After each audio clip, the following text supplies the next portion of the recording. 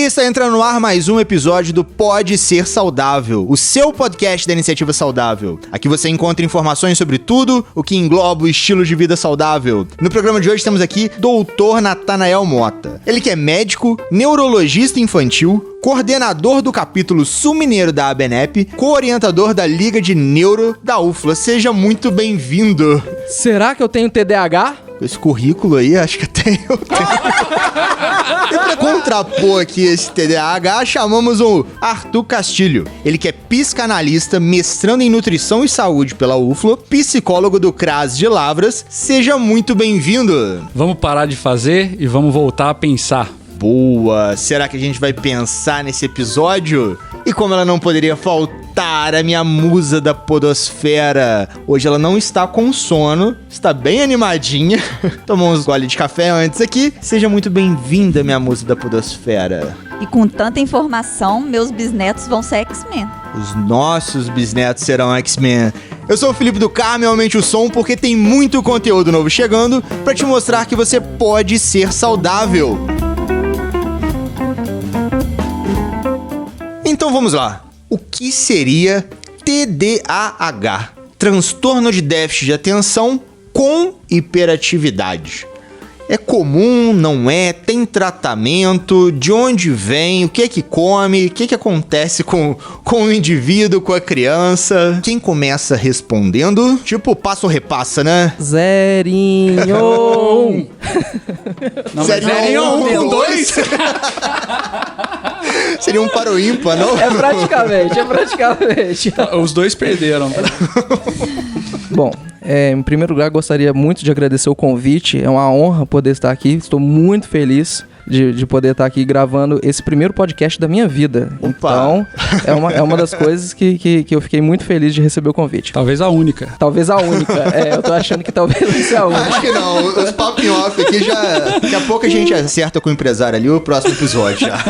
O que é TDAH? Então, o TDAH, ele é um transtorno que geralmente vai se manifestar na criança. Então, o que acontece? É aquele menininho que às vezes ele vai ser ou muito agitado, né? Muitas vezes o pessoal usa o termo, né, encapetado, com todo o respeito do politicamente correto, ou também vai ser disperso, muito desatento. Ele não vai conseguir prestar atenção nas coisas do dia a dia. Ou então a combinação das duas coisas. Então ele pode ser ou muito desatento, ou muito agitado, ou os dois juntos. Normalmente, isso vai acontecer no dia a dia da pessoa. Isso tem que acontecer em todas as funções. Muita gente acha que o TDAH é só na escola, só que é menino que não consegue prestar atenção na escola, ou que é só agitado na escola. Mas ele tem que ser agitado em casa, tem que ser agitado com o pai, com a mãe, na igreja, em cima d'água, embaixo d'água, na iniciativa saudável. Ele tem que ser agitado em qualquer lugar que ele seja, ou desatento em qualquer lugar que ele seja. Você tinha perguntado assim, quanto que é comum, né? Então, a estatística diz de cerca de 3 a 8% da população pode ser portador de TDAH. Se você for pensar que no Brasil são 200 milhões de habitantes, isso daí um nível de mais ou menos 16 milhões de pessoas portadoras de TDAH. Gente pra caramba. É muita gente. Que tá aí, assim, no dia a dia, vivendo a sua vida, cada um também com a sua intensidade. Uhum. Então, conceitualmente, seria isso. Existem níveis? Você não costuma classificar, assim, de leve a grave, não. Mas, assim, você tem que tentar quantificar o quanto que aquilo tá impactando na vida da pessoa. Porque, por exemplo, a gente tava até falando aqui em off, o indivíduo, ele tem a individualidade dele. Pronasticamente falando, a pessoa tem a sua individualidade e é um caso em que ele pode ser agitado ou desatento, mas aquilo ele é totalmente funcional, ele consegue dar conta de fazer as coisas todas na vida dele. A gente tem que lembrar que a primeira palavra é transtorno. Então o indivíduo ele tem que ser agitado ou desatento, ou os dois, num nível tão grande que seja um transtorno na vida dele. Você concorda? Inclusive, muitas pessoas que vão à clínica e percebem esse tipo de sintoma, né, começam a reclamar e perceber que tem essa disfunção, essa mudança no comportamento, mudança na sua subjetividade, tá com pouco foco. Isso é uma questão que acontece muito, principalmente aqui em Lavras, e o atendimento é bastante de universitários, né? Vira e mexe, estão falando, né? Nossa, me falta foco, eu fico muito disperso nas aulas, eu não quero ir. Ou seja, consigo prestar atenção na aula daquele professor chato pra caralho. professor chato pra caramba que dá uma matéria que eu odeio numa sala que é quente pra caramba. Às 7 da manhã. Às 7 da manhã na segunda-feira. Ou seja, a pessoa tem razão pra Ou ser seja, desatenta. ela não tem TDAH, ela tem razão, é outro diagnóstico. Quem tá prestando atenção na aula nessa situação, ele tem problema. Essa pessoa a gente tem que chamar pra fazer... Pra ser estudada. Pra ser estudada. Então, a depender muito do ambiente, do lugar onde a pessoa tá e qual que é o pano de fundo desse sintoma, na onde que ela tá, com quem que ela tá lidando. Isso aí é importante saber. Uma coisa que é importante a gente frisar é se a pessoa ela tem TDAH ou se ela está com TDAH. É uma coisa diferente. Porque, por exemplo, ela pode ter às vezes alguma outra coisa que às vezes está fazendo ela ficar mais desatenta. Por exemplo, imagina uma criança, vamos pegar do ponto de vista da criança. O indivíduo está com os pais brigando, com ameaça de divórcio, até algum pai saiu de casa, aquele clima péssimo dentro de casa. Como é que você acha que essa pessoa não vai estar? Ela vai estar centrada para estar com as plenas funções dela? Ela não consegue ter uma estrutura social, se é que eu posso dizer, ambiental. Ambiental, né? Ela pode estar se manifestando, às vezes, o jeito dela, às vezes, de manifestar essa dor ou essa vivência dela, pode ser ou com desatenção ou com agitação. Pode ser, né, Arthur? Isso se não for justamente o processo de repressão, né? É uma forma dela se defender desse ambiente hostil onde ela está vivendo. É uma forma do inconsciente dela defender esses ataques que ela está sofrendo dentro de casa. Repressão no sentido de que, para que ela não veja ou para que ela não perceba essas situações que estão acontecendo na casa dela, ela prefere estar autista naquele momento, voltar a si. Né? Ignorar todo o meio, todo o ambiente. Dizendo não no sentido autista diagnóstico, mas no sentido autista etiológico da palavra, da raiz da palavra, que é auto, né? Voltar a si. Então, esse movimento pode ser um tipo de defesa. Que de autopreservação?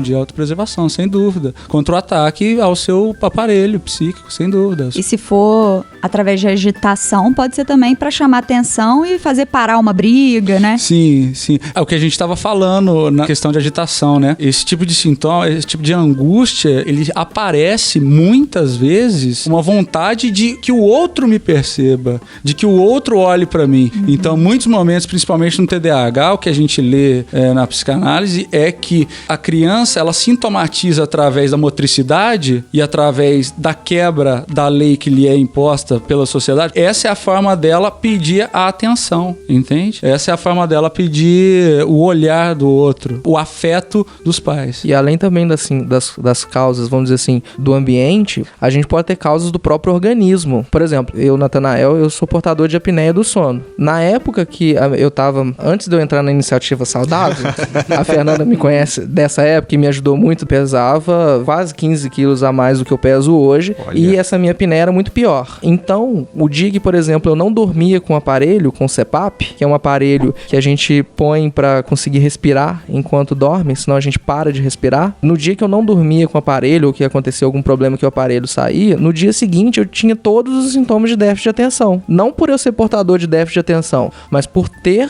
uma outra condição, no caso médica, no caso do meu organismo, que me fazia ser desatento. Um sono ruim. Ou, no caso, o sono ruim. Então, o sono, por exemplo, o sono ser regular, o sono ser de boa qualidade, também interfere no processo de atenção da pessoa. É porque interfere no processo de neurotransmissão, né? Sim, na própria neurotransmissão, na própria capacidade de você se manter concentrado, né? Você ter a atenção sustentada, você às vezes se torna muito mais disperso do que o basal, vamos dizer. Até na capacidade de aprender também? Sim. De você armazenar informação? Na fixação de memória, sim. Até eu costumo usar uma frasezinha, né? Se a gente não dorme bem, o que a gente aprende de dia, a gente esquece de noite. Então acho que eu tô dormindo mal pra caramba. Pergunta o que eu almoço, não. Se não mandou e-mail, não tô lembrando, não. Mas aí é o caso de ser excesso de informação, né? E como que funciona esse excesso de informação? Você levantou a bola aqui. A gente vê que hoje em dia tem tanta informação, principalmente pra criança, né? É tanta atenção que ela tem que dar, ou tanta atividade que ela tem que fazer, que... Essa eu quero saber também, Natanael. O que você é? Eu adoro um vídeo que o Laí Ribeiro diz, né? Que uma criança hoje de 6 anos tem mais acesso à informação do que o imperador romano Tibério tinha no auge do Império Romano. Então, assim, o nível de acesso à informação realmente é muito grande. Acaba que nós também estamos no meio de uma revolução tecnológica. Então, hoje o conhecimento, ele acaba sendo muito mais difundido do que era antigamente. A gente saiu de uma transmissão quase que de pessoa a pessoa, né? O pai que ensina pro filho, que ensina que aprendeu do avô e que vai passando de geração, para geração, para um nível de conhecimento que em segundos a gente consegue ter informações de qual era o imperador que construiu a muralha da China. Coisas que antigamente, assim, somente os grandes sábios faziam. Eu me lembro de quando eu tava na escola, na 5ª série, de quando eu tava estudando aquela parte lá do Jerônimo Cardano, aquela parte de álgebra, de geometria, eu falava, caramba, gente, eu tô estudando isso aqui na 5ª série. Isso aqui lá na época dos gregos era das pessoas mais inteligentes do mundo, e isso agora é um assunto para um menino que nem eu. Então, assim, eu lembro de ter tido esse pensamento, por exemplo, naquela época. E eu acho que acaba que as novas gerações, elas vão ter que aprender a lidar da mesma forma que as atuais gerações com esse fluxo de informação tão grande e de como selecionar e gerenciar isso de uma forma, vamos dizer assim, adequada. Isso a humanidade ela ainda está aprendendo. Você não tem uma resposta ainda de, olha, realmente a gente tem que parar o fluxo, desliga a internet. Não, a gente vai ter que aprender a se adaptar à internet e ao grande universo de comunicação e de informação que a gente tem. Mas se a gente for pensar nesse mesmo contexto em que a gente tem esse excesso de informação, mesmo assim, a gente tem pessoas que não estão dando conta de, às vezes, de estar tão agitado ou estar tão desatento que não dá conta de perceber esse fluxo passando. E eu acho que é esse que acaba sendo o problema no dia a dia. É você não conseguir... armazenar a informação, né? Mas não só a questão do armazenar, mas do como você lidar com essa informação. Porque hoje, por exemplo, a gente já usa quase que um segundo cérebro. A gente sabe, na realidade, não necessariamente a informação pronta, mas onde ela se encontra. E aí, isso exige do indivíduo uma capacidade organizacional muito grande. Porque eu preciso saber, não necessariamente a informação bruta. Saber, por exemplo, toda a sequência dos papas, Pedro, Lino, Anacleto, Clemente, todos lá desde até. Por exemplo, até saber qual que é para saber o 15º Papa, por exemplo. Eu posso simplesmente perguntar qual é o 15º Papa, vou ter a informação na hora. Mas o desafio dos tempos de hoje é saber onde e como perguntar. Esse é o ponto. Para conseguir a informação correta, né? Exato. Eu não sei se acontece com Fernanda e com Arthur, mas, por exemplo, eu vejo muito no consultório e que muitas vezes as pessoas chegam porque pesquisaram determinados assuntos ou determinados temas em alguns sites que são assim, fornecem qualquer tipo de informação, às vezes sem ter muito critério. E às vezes a pessoa chega, às vezes, mais mal informada do que bem informada. Algumas vezes, infelizmente, eu preciso indicar para algumas pessoas, eu preciso perguntar assim, fulano, você sabe ler inglês? Aí a pessoa fala, sei alguma coisa. Então você vai pesquisar, vai ler nesse site. Porque às vezes a informação, infelizmente, até no próprio português, você pensa, você não tem um idioma, às vezes uma informação boa sobre determinada coisa. Entende? Então, assim, eu acho que o grande desafio das novas gerações não vão saber não é necessariamente reter grande quantidade de dados, mas saber organizar. E aí é que eu acho que é onde vem o problema do TDAH. Porque, por exemplo, se eu não tenho um nível atencional bom, ou se eu não tenho um nível organizacional bom, como que eu vou conseguir organizar isso tudo dentro da minha cabeça? Boa pergunta. Muito obrigado, gente. A gente tá finalizando. Estamos chegando ao final. Foi-se a filosofia. Você tá falando aí de buscar. Há 9 anos atrás, eu pensava e já questionava as pessoas na faculdade, assim, poxa, eu não tenho que gravar esse conteúdo, eu não tenho que decorar isso, eu tenho que saber onde encontrar esse conteúdo. E agora eu tenho que saber como perguntar sobre esse conteúdo. Exatamente. É a brincadeira da professora de matemática. Quando a gente estudou, a gente tinha que aprender a fazer a conta, tudo normal, porque ela falava que a gente não ia ter uma calculadora sempre à mão.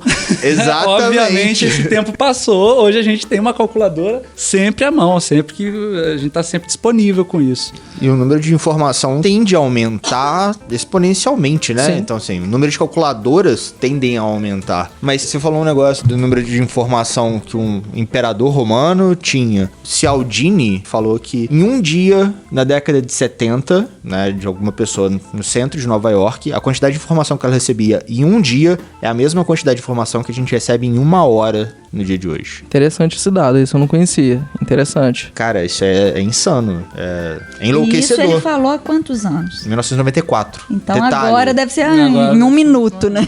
Possivelmente, né? Ainda não tinha Apple Watch, esses smartwatches, sim. né? Porque tudo é informação, né? Sim, toda a informação. Uma outra coisa da parte orgânica, até puxando a sardinha aqui para iniciativa saudável da parte endócrino, você pode ter, por exemplo, condições da endócrino, não pode, Fernanda, que às vezes possam cursar com a questão do déficit de atenção, não é? O que seria? Sim, às vezes um déficit de atenção transitório, né? Então, quando uma pessoa tá com alguma doença metabólica, por exemplo, um hipertireoidismo, um hipotireoidismo, ou até um diabetes que tem muitas hipoglicemias, dentre outras questões, né? Por exemplo, um tumor na hipófise, que é uma glândula que fica no cérebro. Então, a gente tem várias situações dentro da endocrinologia que a pessoa pode cursar com um transtorno de déficit de atenção secundário e, quando você trata a doença endócrina, vai melhorar esse transtorno. E a gente vê no dia a dia, assim, né? Então, vem um paciente que não consegue fixar nada do que você fala, repete 500 vezes, aí você faz os exames, tá tudo descompensado, aí você vai compensando. Depois de algumas consultas, você fala assim, agora a pessoa consegue conversar comigo, consegue entender o que eu escrevi na receita, consegue tomar o remédio certo, né? Porque naquele início você não tinha nem certeza se a pessoa ia tomar o remédio certo. Então, assim, você vê claramente isso. E não só com hipo e hipertireoidismo, mas até com distúrbios glicêmicos mesmo, ou com falta de alguma vitamina, falta de algum hormônio. Uma pessoa que tem uma alimentação não saudável pode ter? Então, pode, porque se ela, por exemplo, não ingere nenhum vegetal, não ingere carne ou não ingere nenhum derivado de leite, por exemplo, pode faltar alguma substância no corpo dela, né? E aí isso vai acarretar uma disfunção que vai chegar à parte cognitiva também, vai chegar a causar um distúrbio de atenção, ou uma agitação, ou uma hipoatividade. Então, assim, pode acontecer de ter esse transtorno também. Tem um estudo que foi feito na França que dosou várias crianças que estavam com déficit de atenção. E aí, eles dosaram ferro, porque o ferro, ele acaba entrando na composição da dopamina, casa exatamente com o que você falou. Então, foi observado que muitas crianças que tinham anemia, tinham transtorno de déficit de atenção. Jeito de tratar anemia. E aí, quando se tratava anemia, melhorava. acabava que o sintoma também desaparecia. Exatamente. Eu tive um caso aqui em Lavras esse ano. O paciente chegou com um quadro clássico de anemia, pálido, anemia clássica mesmo, e muita dificuldade escolar. Tratamento da anemia. Ferro. Melhorou. Não tomou mais ferro na escola. Mas qual que seria a consequência dele não tratar o TDAH, ou seja, secundário? Porque na hora que é secundário, a gente até entende, né? Ela tem hipo e tem hiper, a gente vê que tem consequências quase que físicas, né? Mas na hora que é mais social ou mais psicológico, qual que seria a consequência do pai ignorar isso e, deixa o meu filho um dia vai... Eu acho que você já falou uma ideia muito interessante, do pai ignorar isso e deixar com que se apresente o sintoma posteriormente de qualquer forma, né? Isso aí reflete num tipo de tratamento que o pai está oferecendo pro filho, né? Mas na área psicológica, a falta de tratamento, principalmente de TDAH, apesar que na psiquiatria muitas crianças que percebem esses sintomas na infância acabam perdendo na fase adulta, eu acredito que é aquela questão que você colocou, que a gente estava conversando também, né? Na relação interpessoal. Eu conheço e escuto casos clínicos de pessoas que convivem na vida adulta com alguns sintomas que se apresentam de maneiras bem mais leves, mas eles conseguem passar a vida inteira tendo. Eu tava olhando no site da Associação Brasileira de TDAH, falou que as pessoas que têm esse transtorno tendem a fazer uso de álcool em excesso e drogas ilícitas, em alguns casos. Por qual motivo? Né? O que levaria ele a... Seria a falta de atenção? Seria... Na realidade, é um componente chamado impulsividade. O que acontece? A pessoa com TDAH, dependendo da fase da vida em que ela tá, acaba tendo algumas manifestações que vão ser chave daquela fase. Então, por exemplo, se eu tô na criança que tá na época de aprender na escola, às vezes o que vai se manifestar é na fase escolar. Mas eu te pergunto, quando chega na adolescência, que você já tem caracteristicamente a rebeldia, você já tem caracteristicamente a tendência a experimentar coisas novas, você tem a chamada fase do super-homem, nada acontece comigo. Então, você já tendo mais uma propensão à impulsividade, me deu vontade de beber, me deu vontade de fumar, me deu vontade de cheirar, eu vou fazer isso. Se isso depois vai me viciar, é outra história. Então acaba você tendo um componente de impulsividade muito mais aflorado. Então acaba que tem o contato com essas substâncias ilícitas e, consequentemente, viciantes. Você acredita na articulação entre, por exemplo, o uso e a droga de escolha? Não sei se conhece essa ideia. Não, como seria? A droga de escolha é um tipo de ideia muito utilizado na assistência social, que é sobre justamente o que diz. A droga de escolha. As pessoas têm drogas de escolhas diferentes. Tem muita gente que escolhe a maconha ao invés da cocaína, não por uma viciar mais do que a outra, mas justamente porque a personalidade que aquela substância oferece para a pessoa combina muito mais com ela. É interessante. Entende? Então, nesse sentido, eu acabei de pensar aqui em alguma coisa. Por exemplo, uma pessoa hiperativa tenderia a escolher a maconha como droga de escolha? Seria uma ideia interessante. É uma ideia. Pra relaxar. Pra né? relaxar. Sim, colocando que esse sintoma da hiperatividade é um sintoma angustiante para ela. Sim. Vamos colocar aqui isso, a angustia, que ela sofre dessa maneira. Então, pra ela fugir de uma dor, ela utilizaria... Sim, esse pensamento é bem interessante, assim, a droga de escolha, tanto no contexto da pessoa escolher uma droga que lhe satisfaça um determinado desejo, isso é muito interessante, mas também, se a gente for pensar, dentro do contexto social, porque, por exemplo, tem algumas drogas que têm um acesso mais fácil do que a outra, né? Então, por exemplo, aqui no Brasil, felizmente a gente não tem ainda de uma forma tão difundida, por exemplo, as drogas sintéticas, como acontece, por exemplo, na Europa. Existe, mas ainda não é tão difundido como é lá. Exatamente. A própria cocaína, ela pura mesmo, nas comunidades mais carentes, às vezes vai ser o crack. Então a gente tem, infelizmente, os cracudos, porque a condição financeira da pessoa leva também a ter esse acesso. Se a gente pensar na classe de drogas, a cocaína e o crack, basicamente a mesma função no sentido dos efeitos, e a maconha é uma função totalmente diferente, inclusive no sistema nervoso. Sim. Me parece que essa droga de escolha pode ser influenciada pela personalidade ou pela maneira que a pessoa experiencia a vida na questão do TDAH. Eu achei muito interessante esse pensamento. Eu achei muito interessante. É porque isso eu vejo na clínica de pessoas hiperativas que têm algumas drogas de escolha e outras pessoas que estão inseridas em um outro tipo de estrutura mental, um outro tipo de vivência, escolherem outros tipos. Que não tem TDAH ou que tem outro... Que não tem o TDAH e escolhem outros tipos de experiência. De experiência. Sim. Aí acho que a gente cai também, talvez, no pensamento de será que é melhor, então, uma droga remédio ou uma droga ilícita, maconha, entendeu? Assim, que tipo, é ilícita, mas até que ponto, né? Até Exatamente, quando? até que forma. Isso aí eu acho que acaba sendo uma discussão muito mais profunda.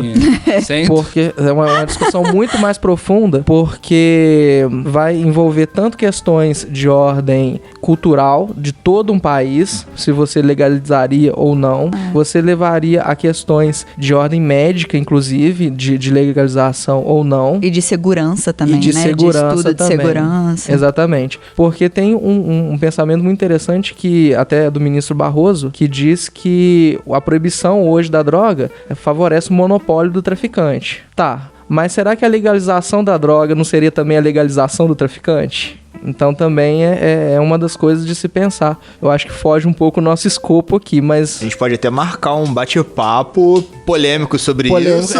Isso eu acho que seria interessante. A gente poderia falar sobre o uso de drogas que, por exemplo, que já foram ilícitas e que atualmente são lícitas. Por exemplo, vou fazer uma cirurgia. O anestesista, ele vai usar algumas medicações que são derivadas do ópio. Não há nenhum tabu sobre isso. Por quê? Já se sabe qual que é a dose, quanto que pode usar, quando que pode usar. A procedência. A procedência, o laboratório que é confiável, eu não vou comprar do fornecedor da esquina. Ou seja, você tem uma série de fatores que fazem uma substância que até então seria ilegal se transformar em substâncias que sejam legais e de uso seguro. Eu acho que também se usa hoje muita discussão sobre o uso medicinal de drogas, no caso, por exemplo, pegando o canabidiol, para que também se legalize o uso recreativo. São duas coisas totalmente diferentes. Exatamente. Eu acho até interessante, no caso do canabidiol e da cannabis, dos riscos, principalmente de psicoses. Sim. Que eu acho... Pode disparar, pode dar psicose. Isso, pode disparar, pode ser o gatilho de psicose. Então, principalmente dentro dessa discussão de legalização das drogas, eu sempre tento levantar essa bandeira, de que a legalização total e restrita das drogas, ela oferece muitos riscos, principalmente na clínica de saúde mental, sobre o gatilho que a maconha oferece para os sintomas esquizofrênicos, paranoicos. Sim, e já pegando no gancho que a Fernanda falou agora há pouco do tratamento, vou então dar uma droga lícita, um medicamento, ou deixar a pessoa de repente ter o contato com a droga ilícita. Eu acho que em medicina a gente tem sempre pesar risco-benefício para tudo. Sim. Então, por exemplo, um paciente hipertenso, a primeira coisa que às vezes eu vou pensar é dieta e exercício físico.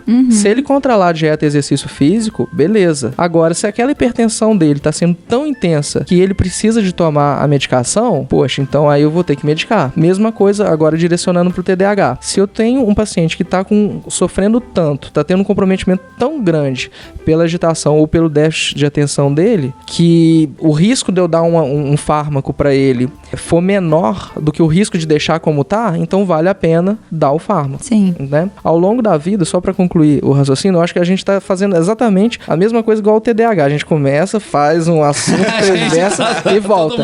Então, é um podcast metalinguístico. Então, é um podcast metalinguístico. Se você tem déficit de atenção, se atém a algum ponto aqui, que algum ponto você vai absorver. Exatamente. Então, se você faz o TDAH ao longo da vida, então a dificuldade escolar da criança se torna depois a rebeldia, a dificuldade social do adolescente, não só a exposição a drogas, mas também a comportamento de risco, né? Sexo sem camisinha, outros filhos. Então, nós vamos ver adolescentes tendo filhos adolescentes, tendo filhos durante a adolescência, avós aos 36 anos.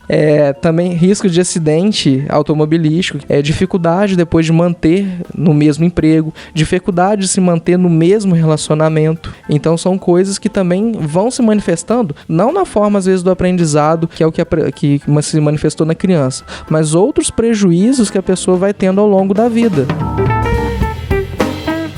E estamos chegando ao final de mais um episódio do Pode Ser Saudável. E para finalizar esse papo super agitado, conturbado, hiperativo, vamos para uma pergunta polêmica. Como diferenciar o TDAH do limite dos pais? Como que a gente sabe que aquela criança tem TDAH ou tem falta de limite dos pais? Vai? Polêmica. Essa é uma questão. No lado da psicanálise, a gente tenta ser o menos biologicista possível. Até porque a gente não mexe no biológico, a gente só mexe, vamos dizer, na palavra. Então no comportamento. O lugar mais fácil, o comportamento, para que o tratamento tenha eficácia por esse meio. Então, a criança que está em algum sofrimento, em angústia, em tristeza, ela tende a se expressar de uma forma motriz. É um tipo de sintoma que a gente percebe na clínica. Então, a falta de limite dos pais é justamente o pedido da criança para a presença desse limite. Ou seja, enquanto a criança produz alguns sintomas de hipermotricidade, de hiperatividade, é uma defesa que ela tem, uma estratégia que ela produz para que seja vista pelo outro, para que seja cuidada pelo outro, ou nesse momento, nesse sintoma específico do TDAH, que seja censurada pelo outro. Seria uma forma da criança tentar chamar a atenção dos pais para elas receberem um limite, né? Virar assim, poxa, Tô quebrando o vaso da casa da minha avó. Eu acho que um ponto, assim, que acaba ajudando na prática pra gente tentar diferenciar um do outro, eu concordo com esse ponto que o Arthur falou, o pulo do gato, assim, pra você diferenciar, nossa, isso aí realmente é uma coisa que é da criança, ou não, isso aí realmente é falta de limite. Se aquela criança, ela chega num lugar onde tem o limite, onde alguém, ou a estrutura, ou uma pessoa mesmo que fornece essa figura de autoridade, opa, ela ali já se comporta. Às vezes a pessoa fala, ali é outra criança. Então aí a gente pensa que possa ter um problema exatamente nessa questão do limite e nessa relação da criança com os pais. Agora, aí no caso a gente já tende a ser um pouco mais biologicista. Se a gente tá pensando que ela tem o TDAH, que tem essa origem neuronal, a gente não troca de cérebro pra ir na escola, pra ir na igreja, pra ir embaixo d'água, pra ir na iniciativa saudável, a gente não troca. Então a gente vai ter esses sintomas se manifestando em todos os ambientes. E lembrando, esses sintomas, eles têm que ser tão intensos para causar prejuízo para a pessoa. Se eu chego, por exemplo, igual a gente tava conversando aqui, agora há pouco eu fiquei mais agitado aqui. Não necessariamente. Eu tive um surto aqui. Senhores ouvintes não viram, mas ele pulou de um lado pro outro aqui, tocou por Elise no teclado. Então, isso aí foi uma coisa passageira, até para exemplificar isso. Exatamente. Foi uma coisa passageira e não quer dizer que seja um sintoma do TDAH. Uma coisa que é importante da gente falar é que nem toda hiperatividade é TDAH. Ela pode ser sintoma de alguma outra coisa. A gente falou agora há pouco de coisas orgânicas, mas ela também pode, essa hiperatividade, ela também pode estar relacionada a outros sintomas de outras questões, até mesmo psicológicas. Uou! Explosão de conhecimento no podcast de hoje. Se fosse você, senhor ouvinte, dava o play de novo pra poder tentar absorver 5%, porque eu que tô aqui. Caraca! Vai ter que escutar umas 10, né, amor? Pô, hoje foi denso. Vamos fazer um outro, parte 2. E minha mensagem é sempre aquela velha máxima. Sigam as nossas redes sociais, iniciativasaudável.com, no Instagram, no Facebook. Entrem em nosso site e acompanhem as nossas publicações. Toda semana, post novo no blog. E lógico, escutem e compartilhem nossos programas. Muitos novos estão chegando. E no mais, lembre-se sempre, você também pode ser saudável. Aquele abraço!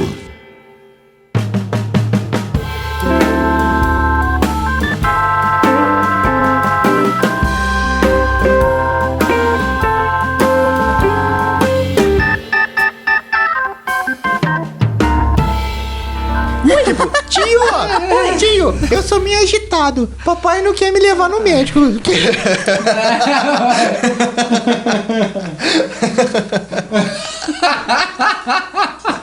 Tio, eu sou agitado.